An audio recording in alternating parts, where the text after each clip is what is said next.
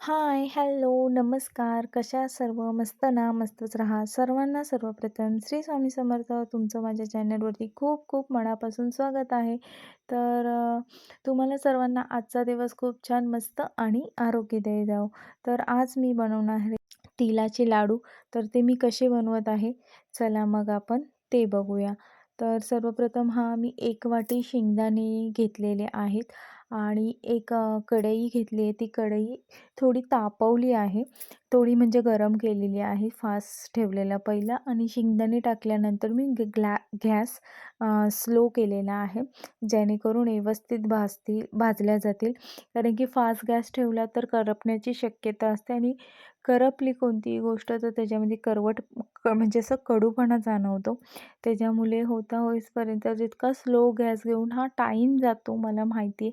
But तेवढीच चव पण चांगली मेंटेन होते म्हणून तेवढा तर टाईम दिलाच पाहिजे. कोणत्याही गोष्टीला आपण टाईम दिला तर ते पदार्थ अति रुचकर होतो किंवा पदार्थच काय इव्हन आपण घरगुती कोणतीही गोष्टीला टाईम दिल्यानंतर खरंच त्याचा रिझल्ट आपल्याला चांगलाच बघायला भेटतो. सो मी गॅस स्लो केलेला आणि मी चांगले तरी 2-3 मिनटं असे गेले असतील माझे भाजायला. जास्त वेळ लागत नाही. फक्त लाडू म्हणजे जे तेलाचे लाडू जे असतात ते बांधतेवेळी आपल्याला फक्त थोडं हे होतं, हात भाजतात वगैरे. पण त्याचं पण काही नाही. त्याची पण मी एक छोटी ट्रिक दिलेली आहे. ती तुम्ही पुढे बघणारच आहात आणि छोट्या-छोट्या ह्याच्यात मी टिप्स दिलेल्याच आहेत. जेणेकरून तुम्हाला त्याचा खूप मोठा बेनिफिट ठरेलच. आणि तुम्ही थंबनेलवरून बघितलंच असेल की लाडू खरंच छान झाले आणि अं, तर चला पुढे बघूया आपण. मी शेंगदाणे असे मस्त 2-3 मिनटं असे चांगले म्हणजे असं शेकून घेतले. जेणेकरून त्याच्यावरची जी सालपाटं असतात ती अशी थोडी-थोडी निघतात. मी तुम्हाला दाखवते. जेव्हा त्याची सालपाटे निघतील आणि तेव्हा आपण समजून जायचे की खरं शेंगदाणे भाजून झालेले आहेत आणि हे शेंगदाणे भाजल्यानंतर मी त्याची सालपाट आहे ती चांगली सोलून घेतली आणि ते जरा पाकडले जेणेकरून त्याच्यात ते शेंगदाण्याची सालं आहेत ते राहायला नाही पाहिजे आणि मग मी थोडंसं असं खलबत्ता घेतला आणि त्यात थोडंसं चेचून घेतलं. तुमच्याकडे खलबत्ता नसेल तर तुम्ही एक कपडा घ्या. कपडा घेऊन त्यामध्ये शेंगदाणे टाका आणि त्याच्यावरून लाटणं फिरवलं तरी चालतं. जेणेकरून ते जास्त काय बोलतात चुरा होत नाही. कारण मिक्सरमध्ये लावलं तर त्याचा जास्त चुरा होईल आणि एकदम अशी पातळ पावडर होईल. जेणेकरून आपण जे लाडू बनवणार आहे त्याच्यामध्ये त्याला दाताखाली येणार नाही आणि जेव्हा हे शेंगदाणे दाताखाली येतात तेव्हा खूप खरंच मस्त वाटतात लाडू खातेवेळी. सो मी तुम्हाला एकच सजेशन करेल, तुमच्याकडे खलबत्ता नसेल तर तुम्ही कपडा घेऊन त्याच्यावरती लाटणं फिरवा. जेणेकरून ते दाताखाली आल्यानंतर जरा तुम्हालाही चांगले असं वाटेल की खातेवेळी खरंच असं मस्त वाटतं. मग जसं मला वाटतं. मला इतरांचं माहिती नाही पण मला खरंच छान वाटतं शेंगदाणे दाताखाली आल्यानंतर आणि मी अदरवाईज पण आणि शेंगदाणे आपल्या ॲक्चुअली शरीरासाठी खूप चांगलंच आहे. आणि दुसरी गोष्ट शेंगदाण्यामुळे आपल्याला कॅल्शियम भेटतं आणि तुमची लहान मुलं ही जर लाडू खाल्ले तर त्यांनाही कॅल्शियमची ज्या बाळांमध्ये कमी आहे किंवा मोठ्या माणसांमध्ये पण असते, त्यांच्यासाठी खूप चांगलं आहे. हे लाडू आपल्यासाठी खूप खूप पौष्टिक आहेत कारण की तीही पोटात गेल्यानंतर आपल्यासाठी ती आपल्यामध्ये हीट निर्माण करते. म्हणून तिळाची पण महत्त्व तेवढाच जास्त आहे. सो तुम्ही भरभरून टाका शेंगदाणे आणि मी तुम्हाला सांगितलं शेंगदाणे झाले माझे आणि मी 3 वाट्या तीळ घेतलेले आहेत आणि हे मला वाटायचे आहेत म्हणून मी घरगुती बनवते आहे लाडू. जेणेकरून आता मकर संक्रांतीनिमित्त मला ज्या लेडीज येतील त्यांना देता येईल म्हणून आणि मी 3 वाट्या घेतल्या आहेत. ह्या वाट्या दिसायला मोठ्या वाटतात पण आमच्या ह्या छोट्या वाट्या आहेत आणि ह्या 3 वाट्या मी घेतल्यात जेणेकरून मला वाटता पण येतील आणि थोडेफार घरीही ठेवता येतील. आणि ह्या 3 वाट्या घेतल्यानंतर मी चांगला गॅस पुन्हा स्लो केला. शेंगदाणे माझे भाजून झाल्यानंतर आईंनी आमच्या ते शेंगदाणे खलबत्त्यामध्ये चेचून दिले. त्यामुळे माझं एक काम वाचलं. मी झटकन आपलं त्याच तव्यावरती हे तीळ भाजायला घेतले आणि तुम्हाला जर त्यात काळं-काळं दिसत असेल तर ते काळे तिल आहेत, दुसरं वैयक्तिक काही नाही. कारण की मी हे साफ करून घेतलेले आहेत. पण नंतर मलाही क्लिक झालं की अरे हां, कॅमेऱ्यामध्ये असंही दिसतंय. पण हे असं वैयक्तिक काही नाही आहे. ते काळे तिल असल्यामुळे ते तसं वाटतंय. एनिवे, तुम्ही पण जेव्हाही लाडू करत असाल तेव्हा तुम्हीही ते व्यवस्थित निवडून म्हणजे साफ करून घ्या, जेणेकरून त्यात कचरा वगैरे नसावे. पण हे तिल हे माझ्या घरातले आहेत, म्हणजे माझ्या शेतातच पिकलेले आहेत. त्याच्यामुळे हे मी एकदा खरंच हात मारून घेतला, म्हणजे साफ करून घेतलेच. तुम्ही जर बाहेरनं आणत असाल तरी पण तुम्ही बघूनच हे करा, किंवा घरातले असतील तरीही साफ करूनच यूज करा, असंच मी तुम्हाला सांगेल. आणि बघता बघता हा माझा स्लो गॅसवरती मी तीळ भाजत होते, आणि त्याचा अ, हे आपल्याला जेव्हा थोडेसे लालसर होतात तर ते आपल्याला स्वतःहूनच समजतात. हे जास्त भाजू नका, ह्यालाही कडवटपणा येतो. मी जसं मगाशी तुम्हाला म्हटलं, शेंगदाण्यांना ॲटलिस्ट मी 3-4 मिनटं गेले मला. ह्यांना हार्डली हार्डली 2 मिनटं भरपूर आहेत, जास्तही नाही. कारण की जर ते थोडे तरी करपले तर त्याचा कडवटपणा आहे तो जाणवेल लाडूमध्ये, आणि खरी टेस्ट ही तिळाच्या लाडूमध्ये तिळानेच जास्त येते. आणि त्याच्यामुळे होता होईपर्यंत तुम्ही स्लो गॅस करूनच करा. आणि दुसरं काही काम करत असाल आणि जर लाडू करत असाल तर मी तुम्हाला बोलेल, लाडू अवॉइड करा, नंतर केलं तरी चालेल. जेव्हा तुम्ही शांततेत असाल तेव्हाच तुम्ही लाडू करा. जसं मी समर्थला झोपवला त्याच्यानंतर मी आणि आईंनी लाडू करायला घेतले, जेणेकरून आम्हाला व्यवस्थित करता येईल. खरंच आपण बोलतो की हे छोटी कामं आहेत, पण जर एखादा पदार्थ फसला तर त्याचा रिझल्ट खूप बेकार बघायला भेटतो. म्हणून अशी कोणती गोष्ट असेल जी वर्षातून आपण एकदाच करतो, तेव्हा खरंच लक्षपूर्वक केलं तर अतिउत्तम. मी हा ज्या माझ्यासारख्या मम्मा आहेत त्यांच्यासाठी सांगितलेलं आहे. आणि ह्या मी 3 वाट्या गूळ घेतला आहे. ह्यांचं प्रमाण हे सेमच आहेत. जर तुम्ही 3 वाट्या तीळ घेत असाल तर 3 वाट्याच तुम्हाला गूळ घ्यायचा आहे. आणि मी हा गूळ किसून घेतला आहे. थोडासा किसलेला आणि थोडासा चिरलेला असं प्रमाण केलेलं आहे. कारण की किसायला गेली तेव्हा माझं थोडंसं ना जास्त असं ऑइलीपणा होत होतं, म्हणजे तेलकटपणा ऑइलीप्रमाणे होत होतं, त्याला पाणी सुटत होतं. मग मी लास्टला आईंनी मला सांगितलं, तू त्याला चिरून घे, जेणेकरून त्याला जास्त पाणी सुटणार नाही. आणि ॲक्च्युली पाणी सुटलं तरी बरंच आहे, की आपल्याला असंही त्याला वितळायचं आहे. पण मला ते खूप चिकट वाटत होतं, म्हणून मी त्याला लास्टला चिरून घेतला. आणि ह्याची एक टिप देते मी तिथे.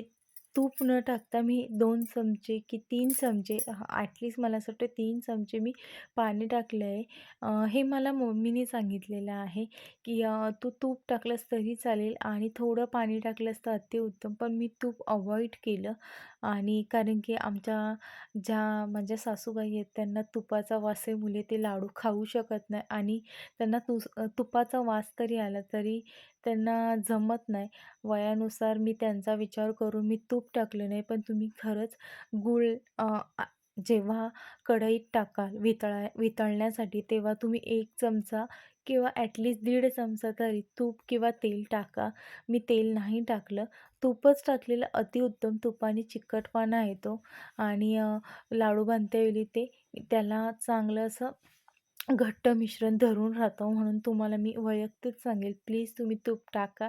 पण तुमच्याही घरात जर कोणाला तुपाचा प्रॉब्लेम होत असेल तर तुम्ही अवॉइड केलं तरीही चालेल. आणि तुम्ही त्याच्यानंतर मिश्रण आपण जेव्हा ढवळत असतो तेव्हा गॅस हा स्लो ठेवायचा असतो. मी तुम्हाला दर टायमाला सांगते, कोणताही पदार्थ किंवा कोणतीही गोष्ट करतेवेळी जितका आपण टाईम देऊ तितकं ते अतिप्रमाणात छानच होतं. तशा प्रकारे. आणि मी हा गॅस स्लो ठेवलेला आहे, आणि हा गूळ पण आमच्या घरगुतीचा आहे. खरंच हा बेनिफिट आहे. मी गावी राहते त्याच्यामुळे, की आपलं खरंच सगळ्या गोष्टी आपल्या घरातल्याच भेटतात, त्याच्यामुळे ते अजूनच खाण्याचा म्हणजे असं बोलतात ना, असं छान वाटतं की खाल्लंच पाहिजे वगैरे. सो मी मगाशी तिल पण म्हटलं घरातले होते आणि हे गूळ पण घरातलाच आहे, जेणेकरून मला बाहेरनं काय आणावं नाही लागलं. म्हणजे बोलतात ना, कुठल्याही प्रकारचं मिलावट कोणत्याही पदार्थामध्ये नाही आहे. आणि हां, शक्यता आपल्याला बाहेर ज्यांच्याकडे नाही आहे अवेलेबल, असं समजायचं नाही की हां, ह्याच्यात काय असू शकतं, असं काही नाही. खूप लोकं खातात. इवन आम्हीही मुंबईला असताना म्हणजे माझ्या माहेरी असताना आम्हीही बाहेरनंच आणून खातो. आत्ता ते भेटतंय म्हणून त्याचं छान वाटतंय मला असं. अ, आणि असंच मी जो गूळ आहे तो ढवळत राहिली, जेणेकरून त्यात एकही खडा नाही राहिला पाहिजे गुळाचा आणि असं पातळ व्हायला पाहिजे. आणि हा गूळ तुम्हाला त्याचा पाक झाला आहे कसा समजला पाहिजे, तर मी तेही तुम्हाला पुढे दाखवते. आणि असं काही नाही का तुम्हाला चिक्कीचाच गूळ लागेल वगैरे. अ, वैयक्तिक मी सांगू, चिक्कीचा गूळ नसेल तरी चालेल, नॉर्मल तुमच्या घरातला असेल तरी चालेल. दोन्हीही प्रकार चालतात. मला भेटला नाही, मी मिस्टरांना सांगितलेलं, बट मला हा गूळ भेटला नाही. आणि त्यांनीही टाळाटाळ केली असेल कदाचित आणत्यावेळी, की राहू दे, नसेल तरी ती ॲडजस्ट करेलच. असो. आणि हे बघितलं अशा प्रकारे असे फोड येतात, बुडबुडे असे येतात. म्हणजेच आपला गूळ चा पाक हा थोडा प्रमाणात रेडीमध्येच तयार आहे. जसं म्हणजे मी बोलेल, लाडूची आपली अर्धी प्रोसेस होण्यामध्येच आहे. आणि असा थोडे बुडबुडे आले तरी तुम्हाला थोडं ते ढवळून घेतलं तर अतिउत्तम. जेणेकरून पाक आपल्याला समजतो की आपला पाक व्यवस्थित झालेला आहे. आणि मी एकदा दोनदा चेक करून बघितला, पण पाक व्यवस्थित झाला नव्हता. आणि ह्याची ट्रिक आहे कशी चेक करायचं ते पण मी तुम्हाला पुढे दाखवते. बट मी एकदा दोनदा चेक करून बघितला आणि ह्या बघा, हा असा पातळसर आहे, जेणेकरून जितका घट्ट असेल, जेणेकरून आपले लाडू गच्च असे बांधले जातील. म्हणून मी होता होईपर्यंत त्याचा थिकनेस यायला बघत होती, म्हणजे जाडपण यायला बघत होती, जेणेकरून आपण जेव्हा तिलाचं जे साहित्य आहे ते टाकल्यानंतर ते पातळसर होऊ न देता थोडंसं थिक प्रमाणे, म्हणजे जाडसर राहिलं तर पटकन लाडू वळतील. म्हणून मी आईंना विचारूनच करत होती की हे परफेक्ट आहे का. तर अशा प्रकारे गुलाला फेस यायला लागला आणि मला असं थिकनेसपणा जाणवत होता. आणि मी म्हटलं, जसं माझ्या मम्मीनी मला ट्रिक दिलेली एक छोटीशी, ती मी यूज केली. म्हणजे एक असं डिश घ्यायची, त्या डिशीमध्ये पाणी घ्यायचं आणि मग थोडंसं आपण जो पाक केलेला आहे तो सोडायचा, जेणेकरून आपल्याला समजतं की आपला पाक रेडी झाला आहे की नाही. आता मी तुम्हाला हा डेमो दाखवते. हा पाणी घेतलं आहे मी थोडं आणि त्याच्यात थोडासा गूळ टाकला. हा बघा, हा असा थोडासा असा घट्ट झाल्यागत जाणवतोय, जेलीसारखा वाटत नाही. मग असा कडक जाणवतोय, जेणेकरून आपले लाडू बांधल्या जातील व्यवस्थित. मग मी गॅस जो आहे तो थोडा बंद केला, जेणेकरून मला जे सामग्री आहे ते सगळे व्यवस्थित टाकता येईल. आणि आता मी त्याच्यामध्ये पहिलं तीळ टाकून घेतले, जे मी भाजून ठेवलेले. आणि त्याच्यानंतर मी थोडं जे शेंगदाण्याची जी मी तुम्हाला म्हटलेलं कुटलेले, ते आईने मी ते टाकले. 1 वाटी ही घेतलेली आहे. आणि मी पुन्हा गॅस चालू करून पुन्हा ती सामग्री एकजीव करून घेतली, जेणेकरून मला अंदाज समजेल. बघा, माझा पाक आहे तो एकदम परफेक्ट झाला आहे, म्हणजे म्हणजे जास्त प्रमाणात झाला नाही. कारण की तुम्हाला जर आठवत असेल तर मी तिळाचं व गुळाचं प्रमाण एकसारखंच घेतलेले. गूळ हा किसून असा आतमध्ये दबल्या जातो, हे आपल्याला दिसत नाही. पण एकदम परफेक्ट झाला आणि खरंच लाडू पण खूप छान झाले. मी तुम्हाला पुढे दाखवतेच. आणि मला ॲक्च्युली मी शूट एकटी करत होती, बट मला कॅमेरा कुठे ठेवू हे समजत नव्हतं. पण जमता-जमता मी ॲडजस्टमेंट करत होती, जेणेकरून मला तुम्हाला व्यवस्थित दाखवता येईल. आणि तुम्हीही नक्की हे लाडू ट्राय कराल आणि परफेक्ट, परफेक्ट म्हणजे काहीही मला पुन्हा एकदा मला असं वाटलं, मी मम्मीकडे केलेले आहेत हे. मला असं वाटलं पुन्हा एकदा असं थंड झाल्यानंतर मला पुन्हा गरम करावं लागेल, असं काय होईल का? पण खरंच असं झालं नाही. एकदम परफेक्ट त्याची मिश्रण एकदम परफेक्ट झाल्याप्रमाणे झालेलं. थोडंही असं बोलतात ना, ओलसर पण नव्हतं, सुकं पण नव्हतं, तशा प्रकारे झालेलं. आणि मी एकदम चांगलं एकजीव करून घेतलं आणि आम्ही दोघींनी, मीनी आणि आमच्या म्हणजे माझ्या सासूबाईंनी आम्ही पटकन लाडू वळायला सुरुवात केले. हां, पण हे लाडू वळत्यावेळी आपल्याला हात भाजतात, त्याची पण एक मी छोटीशी अशी तुम्हाला ट्रिक दिलेली आहे. ते तुम्ही नक्की करून बघा. आणि बघता-बघता मी हे सामग्री आहे जी केलेली आहे ती पूर्ण अशी एका प्लेटमध्ये काढून घेतली, जेणेकरून मला पटकन लाडू करायचे होते. कारण की थंड झाल्यानंतर ते कडक होतात आणि कडक झाल्यानंतर तुम्हाला लाडू असे वळत नाहीत आणि लाडू व्यवस्थित बनत नाही. म्हणून मी एका प्लेटमध्ये काढून घेतलं आम्ही दोघींनी आणि थोडंसं मी वाटीमध्ये पाणी घेतलं आणि त्या पाण्याचा हात केला आणि मग लाडू वळायला सुरुवात केली आणि एकदम परफेक्ट होत होते. हे बघा, मी पुन्हा एकदा दाखवते. आणि हे आईंनी शूट केलं माझ्या, म्हणजे सासूबाईंनी, अशा प्रकारे. आणि खरंच म्हणजे असं बोलतात ना, 2 सेकंड पण लागत नव्हते. थोडा चटका असा लागत होता, पण इतकाही नाही. आणि तुम्हाला लास्ट मी तुम्हाला दाखवते की कसे झालेत हे लाडू. पण खरंच एकदम पटापट झाले. मी तुम्हाला म्हटलं आपल्याला सामग्री वाटत होती, एवढे साहित्य घेतले, पण इतके काय असं वाटलं नाही मला लाडू करतेवेळी. एकदम परफेक्ट वाटलं. आणि जरी तुमचा शेप थोडा तरी चुकला तरी तुम्ही नंतर ते लाडूला शेप देऊ शकता. पण जास्त मोठे लाडू बनवू नका, कारण की ते वेगळे शेपनी दिसतात. होईपर्यंत जितकी साईज छोटी असेल तितकं मस्त वाटतं. आणि हे फायनली लाडू अशा प्रकारे झालेले. आणि हे कॅमेऱ्यामुळे आय थिंक थोडे व्हाईट आणि पिवळे दिसल्यागत झाले. बट खरंच खूप भारी झालेली, खूप म्हणजे खूप. आम्हीही घरी थोडेसे असे जे येत होते ते टेस्टला घेत होते. त्याच्यामुळे कॉम्प्लिमेंट लगेच भेटल्या, की खूप छान बनवलीस, खूप छान बनवलीस. रेसिपी विचारल्या गेल्या. तर तुम्हाला आजची रेसिपी कशी वाटली ती नक्की कमेंट बॉक्समध्ये सांगा. आणि नक्की तुम्ही पण संक्रांतीनिमित्त लाडू बनवा, किंवा तुम्ही हळदी कुंकूचा घरी कार्यक्रम ठेवत असाल त्यानिमित्त जर तुम्ही लाडूची ऑर्डर बाहेर देत असाल तर घरच्या घरी हे लाडू बनवणे खूप इझी ठरेल. तर नक्की तुम्ही पण लाडू करून बघा तिलाचे.